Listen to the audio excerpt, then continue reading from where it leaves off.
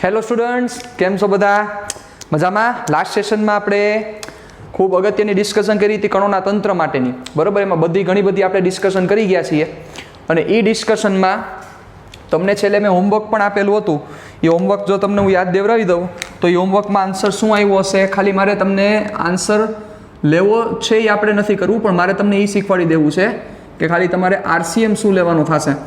મેં એવું કરેલું હતું કે સેન્ટરમાંથી જો r/2 ત્રિજ્યાની ઉડાડવામાં આવે તો શું થાય. રેડી? તો r/2 ત્રિજ્યા r/2 જ છે, એટલે દળ તો તમારું કેટલું થશે? ઓલો સ્મોલ એમ હતો એ m/4 જ થશે, એમાં કોઈ પ્રશ્ન નથી. પણ સ્મોલ આરસીએમ છે એ સ્મોલ આરસીએમ શું સૂચવે છે? કાપેલ તક્તીનું મૂળની સાપેક્ષે દ્રવ્યમાન કેન્દ્ર. તો બચાવ, કાપેલ તક્તી એટલે એનું દ્રવ્યમાન કેન્દ્ર ક્યાં છે? સેન્ટરમાં. તો મૂળનું પણ ક્યાં છે? સેન્ટરમાં જ છે. સમજો છો તમે? તો દ્રવ્યમાન કેન્દ્ર શું થાય? તો કે 0 0. અને સિમ્પલ સમજાવું છે બચાવ કે આનો આન્સર શું આવે? નવો જે r' છે એનો આન્સર શું આવશે? તો કે 0 અને 0. શું કામ આવે? સિમ્પલ લોજિક આખો. આ સેન્ટરથી બધી દિશામાં સમાન દળ ઉડાડ નાખ્યું તો cm એનો ક્યાં રહે? સેન્ટરમાં જ પડ્યો રહે. લોજિકની વાત છે સાહેબ. સેકન્ડ એના પછીનો મેં જે તમને એક્ઝામ્પલ આપેલો હતો એ એક્ઝામ્પલ કયો હતો? તો કે તક્તી, આ તક્તીમાંથી તમારે r/2 ત્રિજ્યાની ઉડાડવાની છે, પણ એની ત્રિજ્યા જે છે એનું દ્રવ્યમાન કેન્દ્ર ક્યાંથી ક્યાં કેટલું હતું? તો કે r/4 ડિસ્ટન્સ હતું. ઓકે, તો મારી વાત ઉપરથી જ તમને આન્સર મળી જવો જોઈએ. m = m/4 થશે. RCM એટલે કાપેલ તક્તીનું જે દ્રવ્યમાન કેન્દ્ર છે ક્યાં થશે? તો કે r/4 0. હવે તમારે r' ફાઇન્ડ કરવાનો હતો તો એના માટે તમારે સૂત્ર મૂકી દેવું પડે અને તમારો આન્સર જે આવી તમારે લઈ આવવાનો છે. બહુ સિમ્પલ વસ્તુ છે. એટલે કેપિટલ M RCM 0 મૂળ RCM સૂત્ર લખું છું ડાયરેક્ટ -m/4 r/4 0 ના છેદમાં m - m/4. સિમ્પલ છે. રેડી? ચાલો આ ઉડાડ નાખો એટલે શું થશે?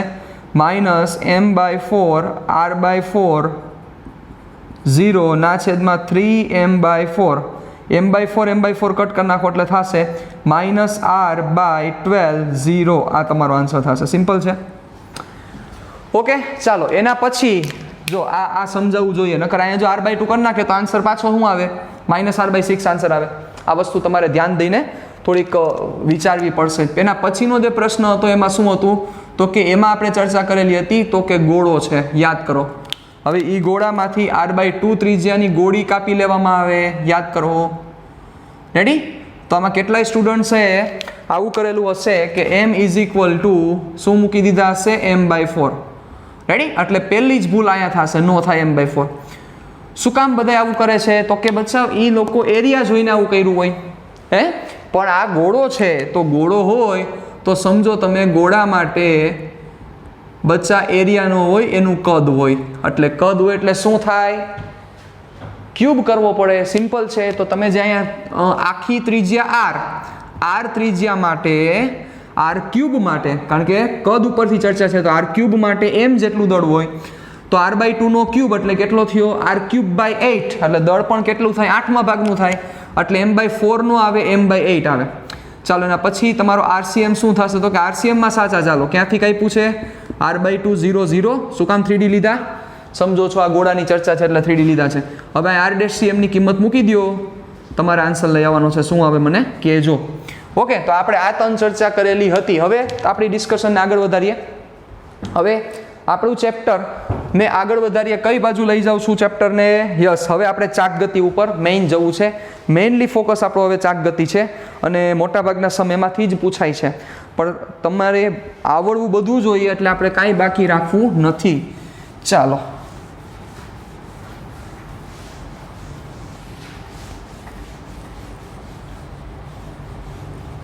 હવે આપણી ડિસ્કશન કરીએ. જોજો બરોબર રીતે.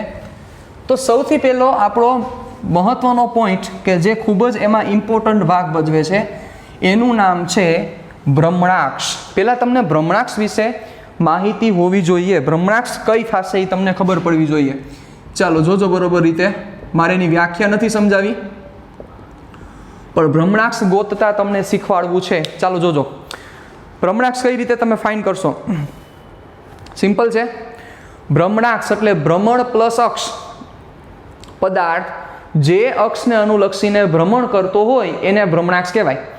ચાલો આ માર્કર છે, આ માર્કર આ રીતના રોટેટ કરે છે. ચાલો તો આ કઈ અક્ષને અનુલક્ષીને ભ્રમણ કરે છે જોવો જોઈએ. આ માર્કર આમ ફરે છે તો એ કઈ અક્ષને અનુલક્ષીને ભ્રમણ કરે છે એ વિચારો. તો કે યસ, એ આ અક્ષને અનુલક્ષીને ભ્રમણ કરે છે. તો આ એની ભ્રમણાક્ષ થઈ. This is the rotation of axis of rotation, my mistake, axis of rotation, કે જેની જે અક્ષની આસપાસ એ ભ્રમણ કરે છે એ એની ભ્રમણાક્ષ થઈ. કામ પૂરું તમારું. સેકન્ડ, આ પહેલી વસ્તુ. પછી હજી એક આપણે એક્ઝામ્પલ લઈએ. ચાલો હવે આ જ માર્કર આમ ભ્રમણ કરતી હોય તો કોને અનુલક્ષીને ભ્રમણ કરે છે જોતા ખબર પડવી જોઈએ. કોને અનુલક્ષીને ભ્રમણ કરે છે? આ સેન્ટરને અનુલક્ષીને ભ્રમણ કરે છે. તમારા અંદર, તમારા ઘરમાં જ ઉપર જોવો પંખો ફરી રહ્યો છે સાહેબ, તો એ પંખો છે એ કઈ અક્ષને અનુલક્ષીને ભ્રમણ કરે છે? સિમ્પલ, ઓલો જે દાંડો છે એ દાંડાવાળી અક્ષને અનુલક્ષીને ભ્રમણ કરે છે. પછી આપણા ઘરમાં જોવા જઈએ તો ઘણી બધી વસ્તુ છે આના ઉપર આખું ચાકગતિ ઉપર વર્કિંગ થાય છે. નળ છે, નળ તમે જેને ઓપન કરો છો, આવો નળ હોય, આ નળ ઓપન કરો તો આ અક્ષને અનુલક્ષીને ભ્રમણ કરે છે. પછી ચલો આ રીતના છે આપણો દરવાજો છે, તો દરવાજો તમે આમ ખોલો છો કે આમ ખોલો છો, કઈ અક્ષને અનુલક્ષીને ભ્રમણ કરે છે જોવા જાવ તો દરવાજો આખો જો મોશન કરે તો એ આમ મોશન કરે. વિચારો, હા કે ના? તો આ એની ભ્રમણાક્ષ થઈ. તો સ્ટાર્ટિંગના પોર્શનમાં આપણે સ્થિર ભ્રમણાક્ષને અનુલક્ષીને ચર્ચા કરવાની છે. સ્થિર ભ્રમણાક્ષ એનો મતલબ કે ચાકગતિ થતી હોય એમાં ભ્રમણાક્ષ ચેન્જ ન થવી જોઈએ, ભ્રમણાક્ષ પોતે સ્થિર હોવી જોઈએ. હવે એક વસ્તુ તમને સમજાવું, આ સ્થિર ભ્રમણાક્ષનો મતલબ શું થશે? તો જોવા જાવ તમે એક્ટિવા છે બરોબર, એક્ટિવાને ઊભી ઘોડી ચડાવી દો અને પછી લીવર મારો તો ટાયર આમ ફરતું હશે. હાલો, આ ટાયર આમ ફરે છે. ટાયર આમ ફરે છે તો કઈ અક્ષને અનુલક્ષીને ભ્રમણ કરે છે? આ સેન્ટરની અક્ષને અનુલક્ષીને ભ્રમણ કરે છે. એની ભ્રમણાક્ષ સ્થિર છે. પણ જેવું તમે લીવર મારશો, કઈ રીતે? હવે ઘોડી ઉતારીને હવે લીવર મારો તો શું થાય? એ ચાકગતિ તો કરે જ છે પણ સાથે રેખીય ગતિ પણ કરે છે. તો એની ભ્રમણાક્ષ છે સ્થિર નો રહે, બચ્ચા એની ભ્રમણાક્ષ પણ આમ ગતિ કરતી હોય. એટલે સ્ટાર્ટિંગનો જે આપણો પોર્શન છે એમાં જે આપણે ચર્ચા કરવાના છીએ એમાં ભ્રમણાક્ષ સ્થિર લેશું, ભ્રમણાક્ષને ક્યાંય ગતિમાં આપણે રાખવાના નથી. છેલ્લી ગતિમાં જ્યારે ચર્ચા કરશું ત્યારે ભ્રમણાક્ષને આપણે સ્થિર લેવાના છે, ત્યારે ભ્રમણાક્ષને આપણે ગતિમાન ધારીશું. ઓકે, ચાલો. તો સૌથી પહેલી વસ્તુ, મહત્વની વાત, રેખીય ગતિમાં સંદર્ભ બિંદુનું મહત્વ હતું, બહુ જ ઇમ્પોર્ટન્ટ હતું. પણ અહીંયા સંદર્ભ બિંદુનું મહત્વ નથી, અહીંયા ભ્રમણાક્ષથી અંતરનું મહત્વ છે. કઈ ગતિમાં? તો કે ચાક ગતિમાં ભ્રમણાક્ષથી અંતરનું મહત્વ છે. કઈ રીતે? ચાલો જોજો બરોબર રીતે. સૌથી પહેલું કે જે તમે સૂત્ર ભણો છો ધ્યાન રાખજો, V = R × ઓમેગા. ચલો આ સૂત્ર આપણને બહુ સારી રીતે આવડે છે અને આનું જો સદિશ સ્વરૂપ હું ચર્ચા કરું તો આવું થાય, V = omega cross R. Ready? હવે મારો પ્રશ્ન એ છે ખાલી કે આ R ની વેલ્યુ કેટલી લેવાની થશે? જોજો બરોબર રીતે સમજો. R ની તમારે વેલ્યુ કેટલી લેવાની થશે? આ એક અક્ષ હું ધારી લઉં છું. ચાલો આ અક્ષને અનુલક્ષીને એ પદાર્થ છે, એ પદાર્થ ભ્રમણ કરી રહ્યો છે. ચલો માનો આ રીતના એ ભ્રમણ કરી રહ્યો છે, આમ ભ્રમણ કરે છે. રેડી? ચાલો, તો હવે એમાં તમે સપોઝ આના માટે ચર્ચા કરો છો, આ કોણ માટે? આ તમારું સંદર્ભ બિંદુ છે. તો જે તમે R લ્યો છો એ R બહુ અગત્યનો છે. એ R સમજો બરોબર, એ R ભ્રમણાક્ષથી એ બિંદુનું લંબ અંતર છે. એટલે આ લંબ અંતર તમારે લેવાનું છે. આ તમારો R છે. ખાસ વસ્તુ મગજમાં રાખજો. ચલો સમજો કોઈ એક બિંદુ અહીંયા છે, સમજો બરોબર, અહીંયા આ બિંદુ અનુલક્ષીને આમ વાકી વર્તુળાકાર ગતિ થાય છે, એટલે ચાક ગતિ આમ થાય છે. રેડી? આમ ચાક ગતિ થાય છે. તો તમારે R કયો લેવાનો થશે? તમારે R લેવાનો થશે ભ્રમણાક્ષથી લંબ અંતર, એટલે આ અંતર લેવાનું થશે. ભ્રમણાક્ષથી તમારે લંબ અંતર કન્સિડર કરવાનું છે, એ તમારો R થાય. ઓકે, પછી ફોર્મ્યુલા આવડે છે એટલે એમાં હું આગળ વધતો નથી. ચાલો હવે ઓમેગાની દિશા એક ખાસ અગત્યની દિશા છે, ખૂબ જ ઇમ્પોર્ટન્ટ દિશા છે. દિશાની ચર્ચા કરી લઈએ. ચાલો ઓમેગા, કારણ કે ઓમેગા એટલે શું થાય? તો કે જેમ રેખીય ગતિમાં V ભાગ ભજવે છે એમાં ઓમેગા ભાગ ભજવે છે. ઓમેગાનો મતલબ થશે, તમને ખ્યાલ હશે, ઓમેગા = dθ/dt. રેડી? ચાલો, પણ આની દિશા ખૂબ ઇમ્પોર્ટન્ટ છે. તમે દિશા કેવી રીતે કન્સિડર કરશો? દિશા તમે કેવી રીતે કન્સિડર કરશો? તો સૌથી પહેલા ભ્રમણાક્ષ નક્કી કરો. ઓમેગા બહુ અગત્યનો છે, જેને કોણીય વેગ કહેવામાં આવે છે. ચાલો, પદાર્થ આ રીતે ભ્રમણ કરી રહ્યો છે. રેડી? ચાલો, આ રીતે ભ્રમણ કરે છે, તાની ભ્રમણાક્ષ કઈ થઈ પહેલા એ નક્કી કરો. આની ભ્રમણાક્ષ થશે આ. ઓકે, આને અનુલક્ષીને ભ્રમણ કરે છે. ડન? આવી રીતે આનું ભ્રમણ ચાલુ છે. જોજો બરોબર રીતે. તો સૌથી પહેલા તમારે સ્ક્રૂ રાખવાનો છે. સ્ક્રૂ કોને સમાંતર રાખવાનો છે? આ જે ભ્રમણાક્ષ છે એ ભ્રમણાક્ષને સમાંતર તમે સ્ક્રૂ મૂકી દો. આમ રાખો. ચાલો, આમ વધારે બેટર રહેશે. રેડી? આ ભ્રમણાક્ષ હતી, આ ભ્રમણાક્ષને સમાંતર સ્ક્રૂ, આમ સ્ક્રૂ મેં પકડેલો છે. હવે આ પદાર્થ જેમ ફરે એમ સ્ક્રૂને ફેરવો. પદાર્થ આમ ફરે છે તો સ્ક્રૂને ફેરવો. એક વસ્તુ હવે તમને બચાવ યાદ હોવી જોઈએ, એન્ટી ક્લોકવાઇઝ એટલે સ્ક્રૂ ખુલે અને ક્લોકવાઇઝ એટલે સ્ક્રૂ બંધ થાય. આ બધી વસ્તુ તમને પરફેક્ટ ક્લિયર હોવી જરૂરી છે. રેડી? તો કઈ રીતે તમે ઓમેગાની દિશા મેળવશો વિચારો. આ ભ્રમણાક્ષ, આ પદાર્થ આમ ફરી રહ્યો છે, તો ભ્રમણાક્ષને સમાંતર તમે સ્ક્રૂ મૂકો અને પદાર્થ જેમ ફરે છે એમ સ્ક્રૂને ફેરવો, તો સ્ક્રૂની જે ગતિની દિશા ઉપરની તરફ, તો ઓમેગાની દિશા આ થશે. ખાસ વસ્તુ મગજમાં રાખો. ચાલો હજી તમને વધારે ક્લિયર થાય એટલે આમાં સમજાવું. ચલો, આમ છે, આ પદાર્થ આમ ફરી રહ્યો છે. કેવી રીતે ભ્રમણ કરે છે? પદાર્થ આમ ભ્રમણ કરે છે. ઓકે, આમ ભ્રમણ કરે છે, તો ઓમેગા કયો થશે? આ એનો ઓમેગા. એને સમાંતર સ્ક્રૂ મૂકી દો. મૂકી દીધો સ્ક્રૂ, આ રીતના સ્ક્રૂ મૂક્યો. હવે આમ ફરે છે તો એમ પણ સ્ક્રૂને ફેરવો. આમ ફેરવો, સ્ક્રૂ કઈ બાજુ જશે? ઉપરની તરફ, તો એ તમારા ઓમેગાની દિશા થઈ. એની જગ્યાએ જો આમ ફરતો હોત તો સ્ક્રૂને મારે આમ ફેરવવો પડત, તો કઈ બાજુ જાત? આમ જાત. વિચારો, નીચેની તરફ. એટલે હવે આ વસ્તુ તમને પરફેક્ટ ક્લિયર હોવી જોઈએ. એન્ટી ક્લોકવાઇઝ સ્ક્રૂ ફરશે એટલે એ સ્ક્રૂ બહાર નીકળશે, અને ક્લોકવાઇઝ સ્ક્રૂ ફરશે તો સ્ક્રૂ અંદર જશે. હવે આવું મારે શીખવાડવાની જરૂર ન પડવી જોઈએ. રેડી? તમે બધા જાણીતા છો, તમે જાણો છો આ બધી વસ્તુ. ઓકે, ચાલો. તો આ વસ્તુ ઓમેગાની દિશા ખૂબ જ અગત્યની દિશા છે, એટલે એ દિશા હું અહીંયા મેન્શન કરી દઉં છું. ધ્યાન દેજો બરોબર રીતે.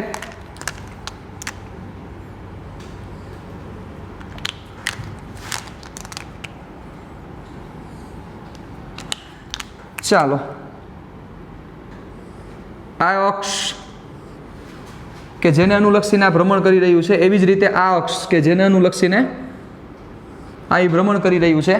હવે જો આ ભ્રમણ આમ કરશે, સમજો બરોબર, આ રીતે ભ્રમણ કરશે, તો ઓમેગાની દિશા કઈ થશે? તો કે આ ઓમેગાની દિશા થશે.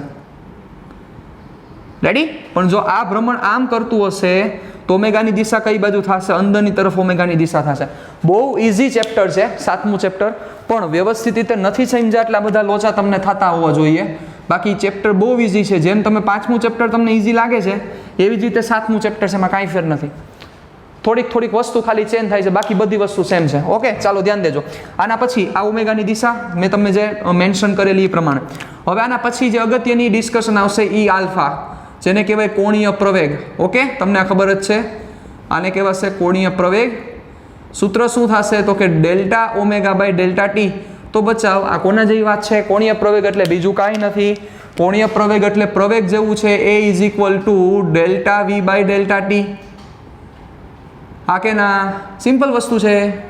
તો આમાં તમે શું કહેતા હતા? ડેલ્ટા વી ગ્રેટર દેન 0 હોય, વેગમાં થતા ફેરફાર ગ્રેટર દેન 0 હોય, તો પ્રવેગની દિશા કઈ બાજુ હોય? વેગની દિશામાં હોય. તો એવી જ રીતે અહીંયા બોલવાનું છે કે જો ડેલ્ટા ઓમેગા ગ્રેટર દેન 0 થાય, ડેલ્ટા ઓમેગા ગ્રેટર દેન 0, તો આલ્ફાની દિશા કોની દિશામાં હશે? ઓમેગાની દિશામાં હોય. સિમ્પલ વાત છે. અને જો ડેલ્ટા ઓમેગા લેસ દેન 0 થાય, તો આલ્ફાની દિશા ઓમેગાની વિરુદ્ધ દિશામાં. કામ પૂરું. એટલે જોવા જાવ તો આલ્ફા છે, એ આલ્ફાની દિશા કઈ અક્ષ ઉપર હશે? તો કે આલ્ફાની દિશા ભ્રમણાક્ષ પર જ હોય. ઓમેગાની દિશા કઈ બાજુ હતી? તો કે ભ્રમણાક્ષ ઉપર. એમ આલ્ફાની દિશા પણ કઈ રીતે હશે? ભ્રમણાક્ષની દિશામાં જ હશે. જો ડેલ્ટા ઓમેગા ગ્રેટર દેન 0 હશે તો ઓમેગાની દિશામાં હશે, અને ડેલ્ટા ઓમેગા લેસ દેન 0 હશે તો ઓમેગાની વિરુદ્ધ દિશામાં. એ જ તમે અહીંયા બોલતા હતા કે ડેલ્ટા વી ગ્રેટર દેન 0 થાય તો પ્રવેગની દિશા વેગની દિશામાં, ડેલ્ટા વી લેસ દેન 0 થાય તો પ્રવેગની દિશા વેગની વિરુદ્ધ દિશામાં છે. કામ પૂરું થઈ ગયું. બધું સેમ જ છે. તમે આલ્ફા બોલો તોય ભલે, તમે એ બોલો તોય ભલે, બોથ આર ઇક્વિવેલન્ટ. બેમાંથી એકેય વસ્તુ જુદી નથી, બે વસ્તુ સમાન જ છે. જરાય મૂંઝાવાની જરૂર નથી. રેડી? ચાલો, એના પછી હવે એક વસ્તુ તમને સમજાવી છે જે તમને કામ લાગશે. જો એક વસ્તુ તમારે અહીંયા આઈડેન્ટિફાઈ કરવા જેવી વસ્તુ છે, જોજો બરોબર રીતે, કે આપણી આગળ પોઝિશન હતું, એટલે કે સ્થાન હતું. ડેલ્ટા એક્સ એટલે સ્થાનાંતર હતું. આપણી પાસે એવરેજ વેલોસિટી હતી, આપણી આગળ તત્કાલીન વેગ હતો, પછી આપણી આગળ પ્રવેગ હતો. આ બધી રાશિ ઓલરેડી આપણને ખબર હતી. તો પછી આ બધી નવી રાશિ શું કામ માર્કેટમાં લઈ આવ્યા? થીટા, ડેલ્ટા થીટા, પછી omega, average omega, omega, alpha, આ બધી રાશિ લઈ આવવાનું કારણ શું છે? કારણ કે અમુકની રાશિ જેમ વધે તો યાદ વધારે રાખવું પડે. તમને ખબર જ છે ભાઈ. હે? તો શું કામ એ રાશિ લઈ આવ્યા? એ રાશિનું કંઈક કારણ હશે ને? એ લઈ આવવાનું શું કારણ છે? થોડુંક તમે વિચારો, બચાવ, સમજો બરોબર રીતે. જોજો, સપોઝ આ એક પદાર્થ છે, આ પદાર્થ એક મોશન કરે છે, આ રીતે ચાક ગતિ કરે છે. તો હવે આ પદાર્થના બધા કણો વિચારો, આ કણ, આ કણ, આ કણ, આ બધાય કણનું જે રાઉન્ડ લાગી રાઉન્ડ જુદું જુદું લાગે. જો આનું રાઉન્ડ આટલું લાગે, આનું રાઉન્ડ આટલું લાગે, આનું રાઉન્ડ એના કરતાં મોટું લાગે. તો બચ્ચાઓ વિચારો, સમજો બરોબર. અહીંથી તમે અહીંયા સુધી પહોંચે. ચલો આ જે અડધું થયું અને અડધું બીજું. રેડી? ચાલો આખે આખું અહીંયા પહોંચે. તો આ કણને આ રાઉન્ડ મારવા માટે જેટલો ટાઈમ લાગે એટલો જ ટાઈમ આને મળે છે, એટલો જ ટાઈમ આને મળે છે. ત્રણેય કણને મળતા ટાઈમ સમાન જ છે, પણ બધાએ કાપેલા અંતર જુદા જુદા છે. વિચારો તો થોડુંક તમે સમજો બચાવ કે દરેક કણ, આ દરેક કણ એ દરેક કણે કાપેલું અંતર જુદું જુદું છે, પણ સમાન સમય કેવો મળેલો છે? સમાન મળેલો છે. અંતર સરખું નથી કાપ્યું, સમાન સમય સમાન મળેલો છે. તો બધાના તમે વેગ ગોતો, એ બધાના વેગ ડિફરન્ટ આવે બેટા, કારણ કે v = 2πr/t. બધાનો r ડિફરન્ટ છે, t સરખો જ છે. r બધાનો જુદો જુદો છે, તો અંતર બધાના જુદા જુદા થાય, તો વેગની કિંમત બધાની જુદી જુદી થાય. તો વિચારો, આ એક બુક પાસે અનંત કણો હશે. અનંત કણ ન બોલી શકાય, મારી મિસ્ટેક, પણ ઘણા બધા ખૂબ પ્રચંડ વેલ્યુના અહીંયા બધા કણો રહેલા હશે. તો એ બધા કણના r જુદા જુદા હોય, એ બધા કણના r જુદા જુદા થાય, તો બધા કણના v જુદા જુદા થાય. બધાના v જુદા જુદા થાય, તો બધાના પ્રવેગે જુદા જુદા થાય. તો તમે કેટલા પ્રવેગ ફાઇન્ડ કરો? પણ એની જગ્યાએ વિચારો, સમજો બરોબર. અહીંથી તમે એક રોટેશન પૂરું કરો. જોજો, ચલો અહીંથી આપણે સ્ટાર્ટ કર્યું. અહીંથી તમે એક રોટેશન પૂરું કરો, તો આ એક કણે જે આખે આખું કોણીય સ્થાનાંતર કર્યું એટલું જ બીજાએ કર્યું. વિચારો, એટલું જ ત્રીજાએ કર્યું. મતલબ પહેલાએ કેટલું એક રાઉન્ડ પૂરું કર્યું એટલે 2π નો ખૂણો બનાવ્યો, તો બીજાએ 2π નો ખૂણો બનાવ્યો, ત્રીજાએ 2π નો ખૂણો બનાવ્યો. તો બધાનો એક સ્પીડ સરખી થઈ, કોણીય ઝડપ સરખી થઈ. તમે લાઈટ થઈ, બધા માટે કોણીય સ્થાનાંતર સરખું છે. તો હવે આ બધાની ચર્ચા કરો. તમે આ વેગની ડિસ્કશન કરવાની જગ્યાએ તમે ખાલી દરેકની ચર્ચા કરો તો વધારે બેટર રહે તમને. એના કારણોસર આ વસ્તુ કરેલી છે, બરાબર. કારણ કે આ બધા, કારણ કે એક વસ્તુ વિચારો, તમે અહીંથી સ્ટાર્ટ કરો તો એક રોટેશન મારો તો બધાનું એક રોટેશન પૂરું થશે, બધાય 2π રેડિયનનો જ ખૂણો બનાવે.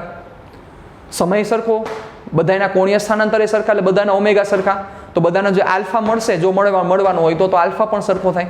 આ કારણોસર આ બધી નવી રાશિ વ્યાખ્યાયિત કરવી પડેલી છે, કારણ કે ઘણી બધી નવી રાશિ, ઘણી બધી વેલ્યુ તમારે ફાઇન્ડ કરવી પડે વીમાં. અને આટલા બધા તમે વી ફાઇન્ડ કરો એના કરતાં કોઈ એક જ ઓમેગા ફાઇન્ડ કરો તો વધારે બેટર રહે. એટલે હું આ વસ્તુ ઉપરથી તમને એ સમજાવવા માગું છું કે દરેક કણ જે પદાર્થ ફરે છે, દ્રઢ પદાર્થ આપણે કહીએ. દ્રઢ પદાર્થ એટલે કેવો પદાર્થ કે જે પદાર્થનો સાપેક્ષ અંતરો વચ્ચે કાંઈ ચેન્જીસ ન થાય, અફર જળવાઈ રહે. એટલે એવો પદાર્થ કે જે પદાર્થ કોઈ દી બ્રેક જ ન થાય, કારણ કે બ્રેક થાય તો અંતર ચેન્જ થઈ જાય, તો એવા પદાર્થને દ્રઢ પદાર્થ કહેવાય. તો એ દ્રઢ પદાર્થના દરેક કણનો ઓમેગા સરખો જ હોય, ઓમેગા ચેન્જ ન થાય. વી ચેન્જ થાય પણ ઓમેગા ચેન્જ ન થાય. રેડી? આ વસ્તુની ખાસ આપણે તકેદારી રાખવાની થશે. ચાલો હવે આના પછીનો જે અગત્યનો પોર્શન છે, એ અગત્યના પોર્શનનું નામ છે કે જેના ઉપર આખું ચાકગતિ નભે છે, જેનું નામ છે ટોર્ક. રેડી? કે જેના વિશે આપણે ચર્ચા કરવા જઈ રહ્યા છીએ. ચાલો તો હવે આપણી ડિસ્કશનને આગળ વધારીએ. ટોર્ક, મોટાભાગના સ્ટુડન્ટ્સને આમાં ઝાઝો ગતાગમ નથી પડતો. ટોર્ક પણ બહુ સમજવા જેવી આખી ડિસ્કશન છે. જુઓ, જેમ રેખીય ગતિમાં બળ ભાગ ભજવે છે, બળ શું કરે છે રેખીય ગતિમાં? કયો ચાલો, રેખીય ગતિમાં બળનું કામ શું છે? તો બળ શું કરશે? તો કે બળ રેખીય ગતિમાં ફેરફાર કરે છે. કોઈ એક પદાર્થ 40ની સ્પીડથી જતો હોય, તો 40ની સ્પીડે કોઈ પદાર્થ જતો હોય, એની સ્પીડ તમારે વધારવી હોય તો શું કરવું પડે? તમારે બળ એપ્લાય કરવું પડે. અને એ જ પદાર્થ કે જે 40ની સ્પીડે જાય છે, એની સ્પીડ તમારે ઘટાડવી છે, તો તમારે શું કરવું પડશે? તમારે બળ એપ્લાય કરવું પડશે. યસ, એનો મતલબ કે રેખીય ગતિમાં બળ શું કામ કરે છે? તો કે રેખીય ગતિમાં બળ જે કાર્ય કરે છે, એ કાર્ય છે એના વેગમાં ફેરફાર કરવાનો. મતલબ કે ગતિમાં ફેરફાર કરવા માટે, રેખીય ગતિમાં ફેરફાર કરવા માટે તમારે કોની જરૂર છે? તો કે બળની જરૂરિયાત છે. તો એવી જ રીતે બચાવ, ચાક ગતિમાં ફેરફાર કરવા માટે જેમ રેખીય ગતિમાં બળની રિક્વાયરમેન્ટ છે, એમ ચાક ગતિમાં ફેરફાર કરવા માટે તમારે ટોર્કની રિક્વાયરમેન્ટ છે. એક વસ્તુ વિચારો, એક સિમ્પલ લોજિક આપણે આખીએ, જોજો બરોબર રીતે. નાના છોકરાઓ હોય, નાના છોકરાઓ બરોબર, તમે આવું ઘણી બધી વસ્તુ ઘણી બધી જગ્યાએ જોયેલું છે કે આમ નાનકડી આવી અહીંયા ફૂદેડી હોય, અહીંયા બધા છોકરાઓ બેઠા હોય ને આ ફરતું હોય. રેડી? આપણે ઘણી બધી જગ્યાએ જોવા મળે, આમ કન્ટિન્યુઅસલી ફરતું હોય. હવે આને સ્પીડ આપવી હશે, બરોબર, એટલે આ જે આમ ફરે છે એની જે એંગ્યુલર સ્પીડ છે એ વધારવી હશે તો તમે ફોર્સ આમ એપ્લાય કરશો. યસ ઓર નો? આમ ફરે છે તો તમે કઈ બાજુ ફોર્સ એપ્લાય કરશો? આ બાજુ ફોર્સ. એટલે તમે આમ ફોર્સ એપ્લાય કરશો એટલે આ ઓમેગા શું થઈ જશે, વધી જશે. અથવા બીજા શબ્દોમાં વિચારો, સપોઝ આ એમ કન્ટિન્યુઅસલી ફરે છે તો આની આ જે ઓમેગા છે એ વધારવા માટે તમે શું કરશો, આને ધક્કો મારશો એટલે સ્પીડ વધી જશે. મતલબ ચાક ગતિમાં ફેરફાર થયો, ઓમેગા ચેન્જ થયો. ઓમેગા ચેન્જ થયો મતલબ આલ્ફા જનરેટ થયો. ઓકે, એવી જ રીતે વિચારો, આ આમ ફરે છે, આમ કન્ટિન્યુઅસલી ફરે છે અને તમારે ઊભું રાખવું છે, તમારે શું કરવું પડશે? યસ, તમારે ફોર્સ ઓપોઝિટ ડિરેક્શનમાં એપ્લાય કરવું પડશે. તો એનો મતલબ કે ફોર્સ લગાડવાથી ચાક ગતિમાં ફેરફાર થાય છે. તો પાછો એક નવો પ્રશ્ન લાગવો જોઈએ કે સર, તો આ ફોર્સ નામની રાશિ તો હતી જ, તો નવી ટોર્ક નામની રાશિ દેવાનું શું કારણ છે? શું કામ આપણે ટોર્ક નામની રાશિ આપી, ન દીધી તો શું વાંધો હતો? પણ એમાં એની મહત્વતા છે. ફોર્સ લાગે એ સાચી વાત છે, પણ ફોર્સ કેવી રીતે લાગવું જોઈએ એ ખૂબ જ ઇમ્પોર્ટન્ટ વસ્તુ છે. એટલે ફોર્સની જગ્યાએ ટોર્ક નામની રાશિ ઇન્ટ્રોડ્યુસ કરવાનું એક બહુ મહત્વનું રીઝન છે. ચાલો વિચારો, આ દરવાજો છે તમારા ઘરનો, આ એને આપણે શું કહીએ, મિજાગરો કહીએ કે મિજાગરાથી આ દરવાજો ફિક્સ છે આખે આખો. ઓકે, ચાલો હવે જોજો વ્યવસ્થિત રીતે, બરોબર રીતે મને સાંભળજો કે હવે આ દરવાજો સ્થિર છે, આ દરવાજાને મારે ચાક ગતિ આપવી હોય તો તમે શું કરશો? સિમ્પલ છે, તમે અહીંથી આમ સીધો આમ ધક્કો મારશો એટલે સીધો આ દરવાજો આમ ફરી જશે. કોઈ મોટો ઇસ્યુ નથી, તમને ખબર જ છે, બરોબર. એની જગ્યાએ તમારે ચાક ગતિ આ બાજુ આપવી હશે, તમે આ બાજુ ફોર્સ એપ્લાય કરશો એટલે સીધો આમ ફરી જશે. પણ હવે હું તમને એમ કહું કે જો ખાલી બળ જ ઇમ્પોર્ટન્ટ હોય, બરોબર, ખાલી માત્ર બળ ઇમ્પોર્ટન્ટ હોય, તો હું બળ આમ એપ્લાય કરું, આ દિશામાં એપ્લાય કરું તો શું આ આમ ફરશે? વિચારો, આમ ફરશે અથવા આમ ફરશે? ચાલો, મારું બળ આમ એપ્લાય થાય છે, જો લગાડું જ છું બળ. મતલબ કે દરવાજો તમારો, આ દરવાજો આમ છે, તમારે એને આમ ખેંચવાનો છે. શું આ આમ ફરે? જો આમ મારો તો ફરી જાય, આમ મારો ફરી જાય. આમ તો તમે થોડુંક મારો ત્યાં દરવાજો ખુલી જશે, આમ થોડુંક મારશો ત્યાં દરવાજો ખુલી જશે. પણ એની જગ્યાએ તમે આમ ખેંચો, આને પેરેલલ ખેંચો, આને પેરેલલ ખેંચો, શું આ દરવાજો આમ કે આમ જશે? નો જાય. તો જુઓ, તમે બળ તો લગાડો છો પણ તેમ છતાં ચાક ગતિ નથી થતી. ઇટ મીન્સ કે માત્ર બળ લગાડી એટલે ચાક ગતિ થાય એવું જરૂરી નથી. એના કારણોસર આ નવી રાશિ અહીંયા માર્કેટમાં આવી છે. સમજો ટોર્કને વ્યવસ્થિત. ટોર્ક બહુ ઇઝી છે, બહુ ઇઝી સમજવું, ઇઝી છે. તો માત્ર બળ છે, એ બળને લીધે ચાક ગતિ નથી આવી સાહેબ.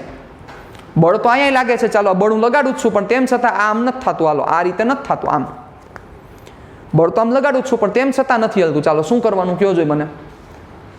આ તો સમજવાની વાત છે કે તમે જે બળ એપ્લાય કરો છો એ બળ એવી રીતે એપ્લાય થવું જોઈએ કે જેથી ચાક ગતિને ઉત્પન્ન કરે. તો એ જ આપણી આ ડિસ્કશન છે બચ્ચાઓ. એટલે એમાં જે બળ છે એની જગ્યાએ વિચારો. હવે આમાં થયું શું? તો કે આમાં સિમ્પલ છે.